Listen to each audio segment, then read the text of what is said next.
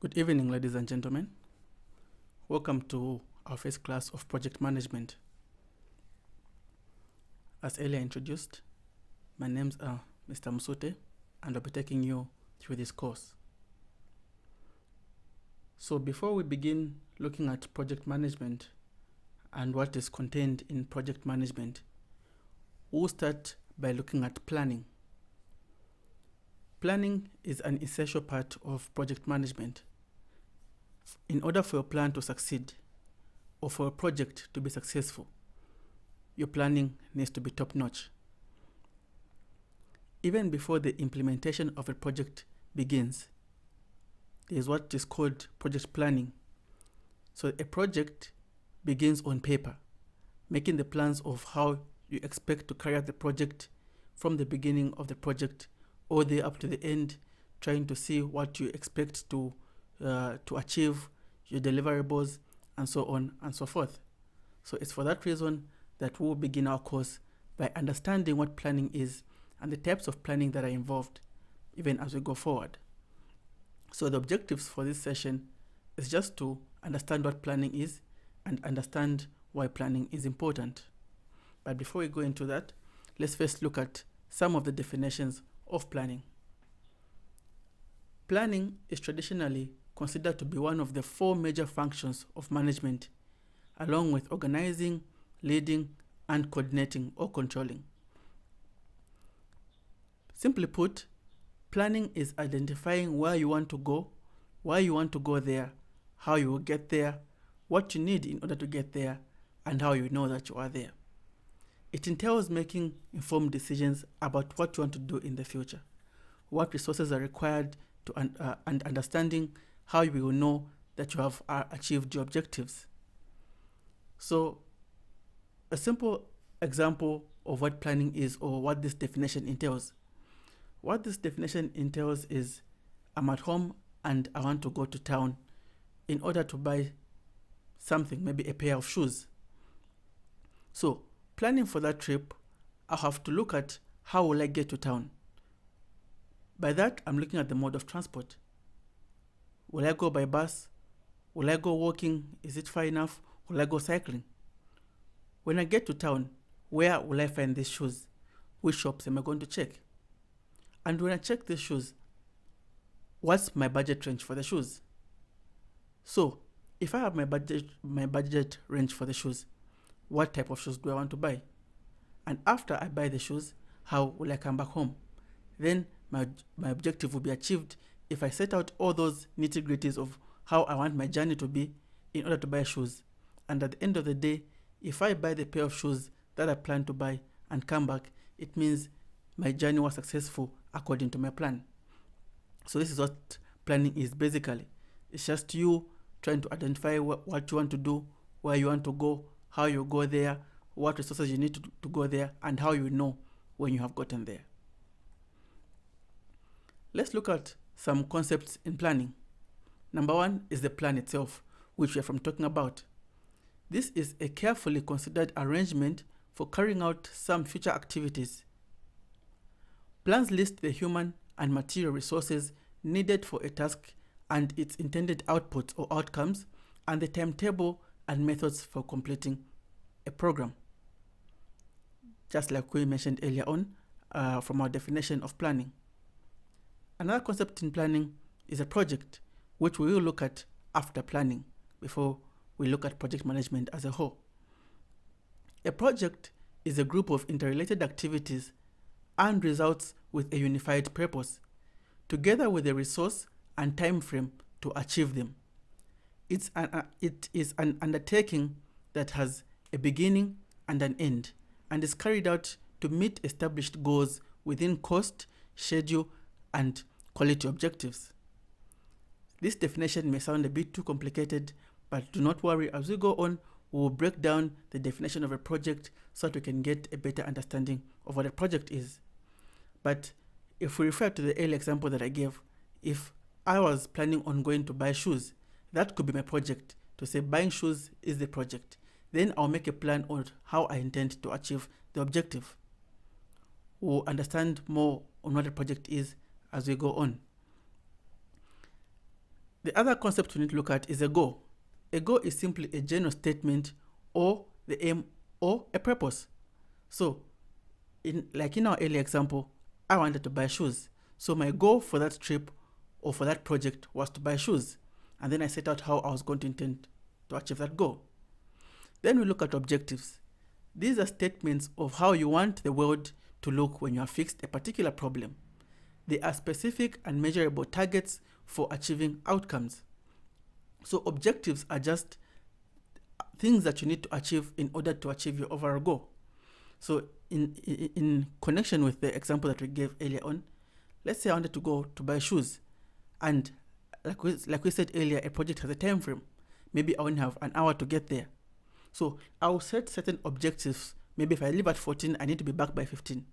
I'll know at least by 14:15 I should be at this time or at this place. So I'll set specific objectives which I want to achieve, of which after achieving all those objectives I would have set, it will lead to the overall achievement of the goal that I had set, which was to buy shoes. Fifth, we look at strategies. These are broad categories or types of actions to achieve an objective. So some actions will be carried out in order to achieve the objectives, which in the end will achieve the overall goal. They are broad categories of intent which show the types of action required to achieve the objective.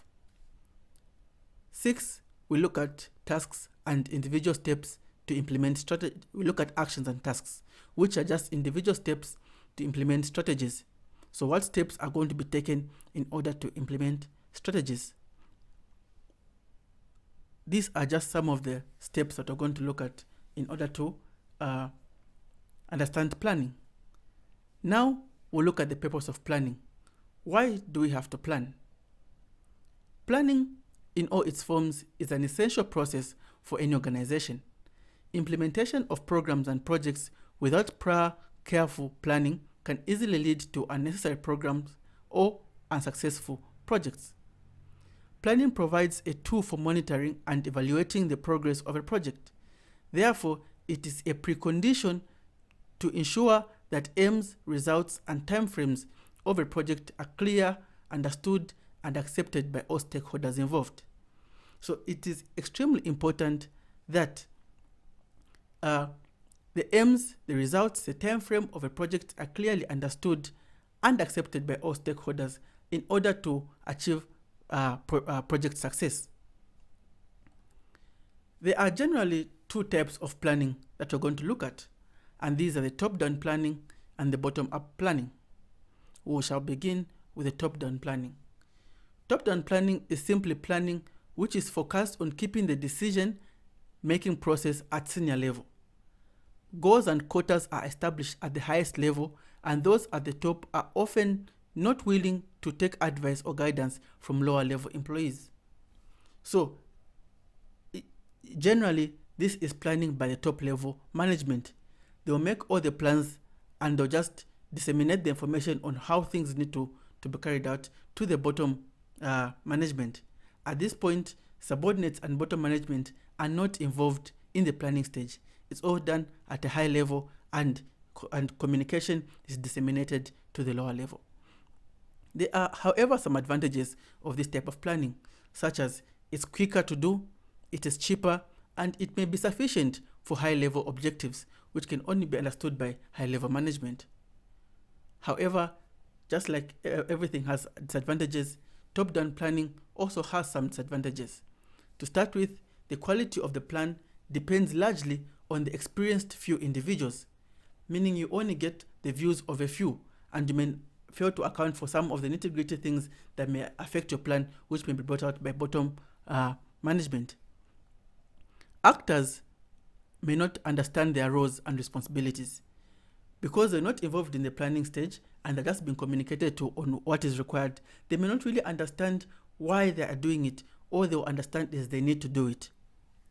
The main actors may not share or understand the objectives of the project because of lack of inclusiveness. We now look at bottom-up planning. Bottom-up planning is simply the opposite of top-down planning.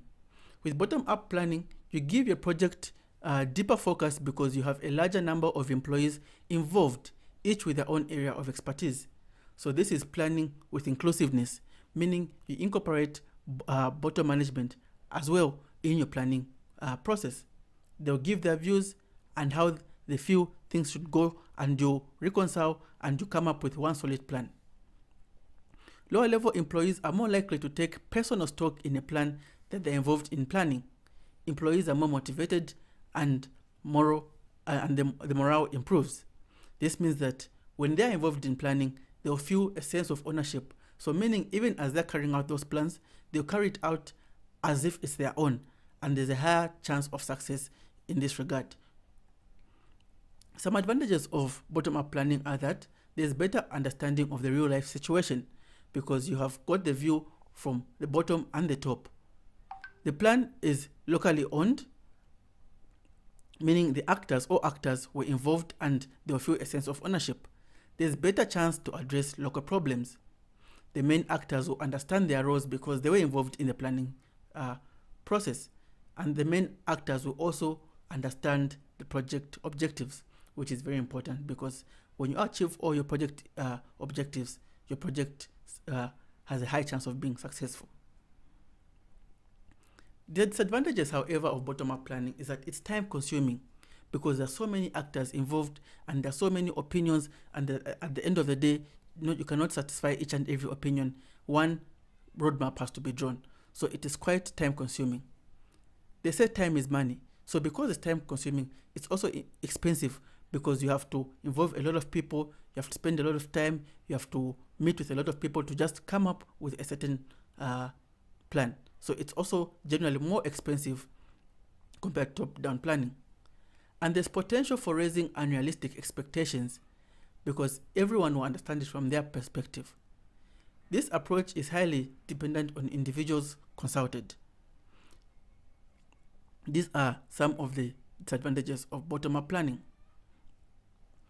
Note to self: the best plans are usually a combination of the two, with the overall strategic vision combined with fully participatory approaches to on-the-ground delivery.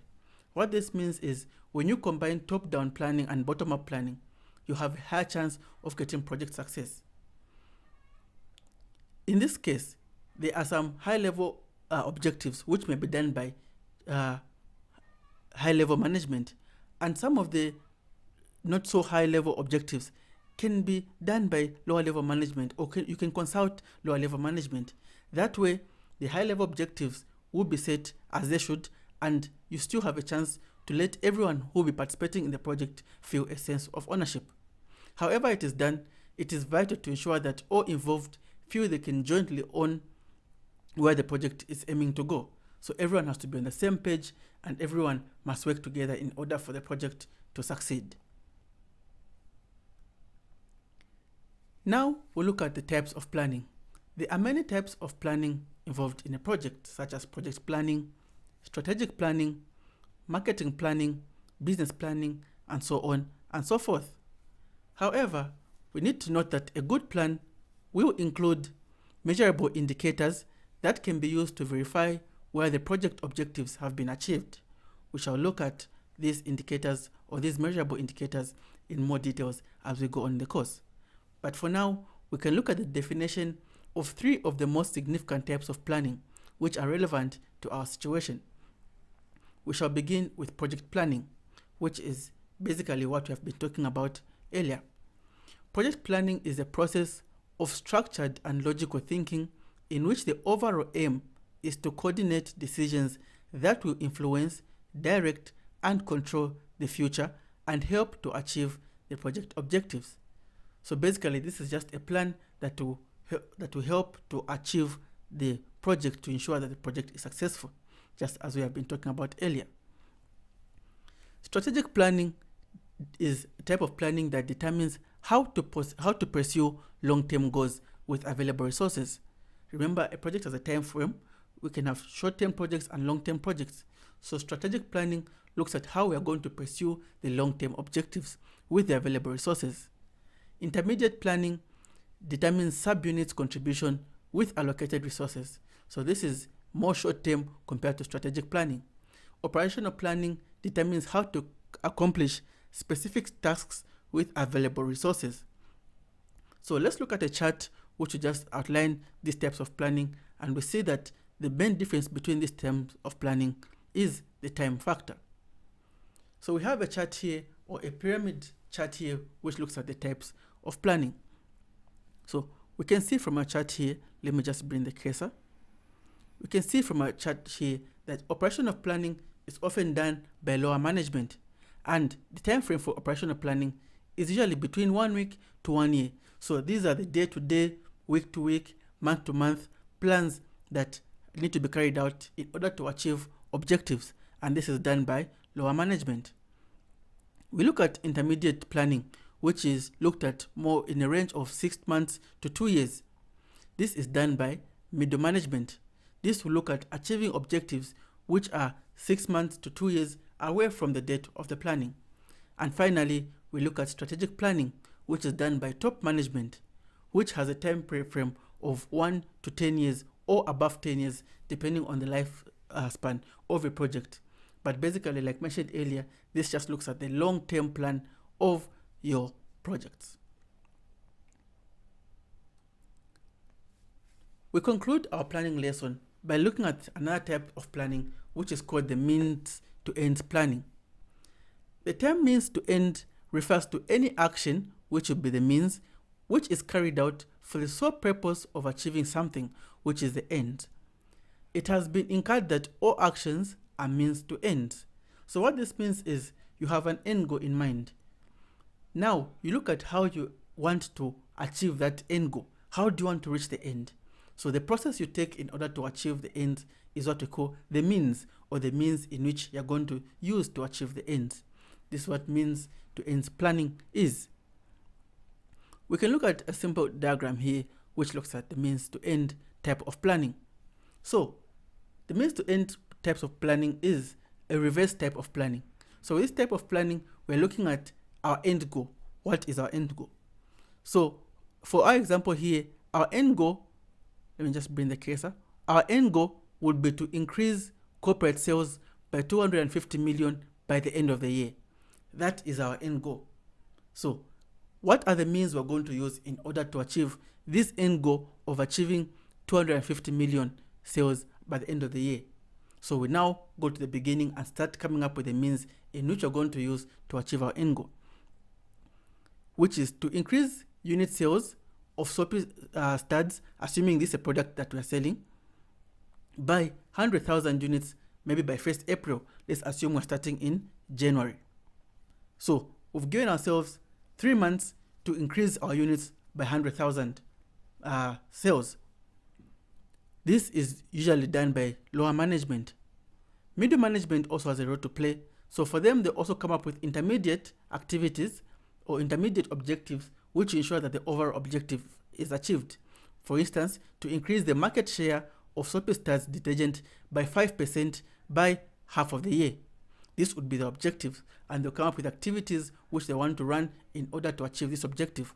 And top management, who sets the overall objective or the end objective of 250 million sales by the end of the year, are the ones that came up with this. And this is the end product of our project. So by the end of the year, we need to have $250 million of sales, which was come up with by top management.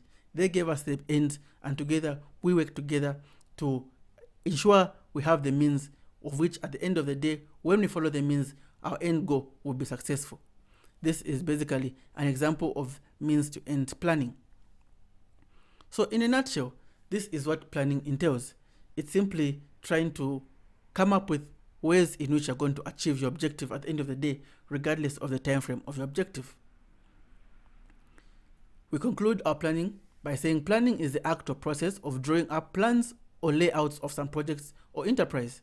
It can take many forms, but fundamentally an organization must have a strategic intent or plan for where it intends to be in the future. An organization must have a business or operational plan that clearly shows how it will achieve its strategic intents. So basically, this is what planning is, and these are types of planning that we'll look at. We end here with our class of planning. Feel free to ask questions where not clear.